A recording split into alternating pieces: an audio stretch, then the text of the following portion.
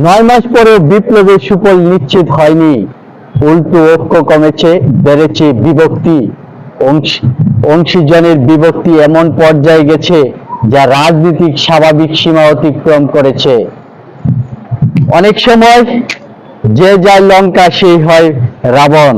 দেশের মানুষ মনে প্রাণে চায় মিথ্যা হোক প্রাচীন মহাকাব্যের রামায়ণ থেকে আসা এই প্রবাদ, কারণ সত্য প্রমাণিত হলে আরো ভয়াবহ সংকটে পড়বে বাংলাদেশ।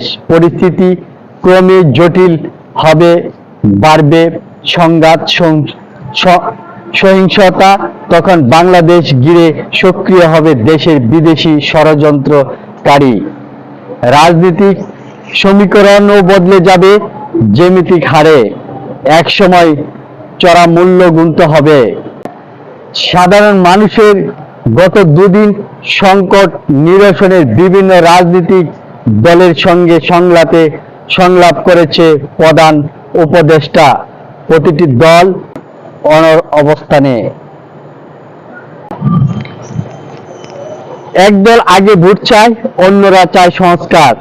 আবার কোনো দল চায় সংস্কার বিচার শেষ করে হোক জাতীয় নির্বাচন।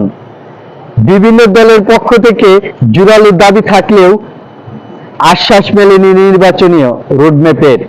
ফলে সাধারণ আশাবাদী হওয়ার সুযোগ খুবই কম। অথচ অন্তর্বর্তী সরকার ক্ষমতা আসার পর মানুষ স্বপ্ন দেখেছিল, আশায় বুক বেঁধেছিল ডক্টর ইউনূস ম্যাজিকে বদলে যাবে বাংলাদেশ। ফ্যাসিবাদের বদলে প্রতিষ্ঠিত হবে সাম্য, সুন্দর, মানবিক এক কল্যাণকর রাষ্ট্র।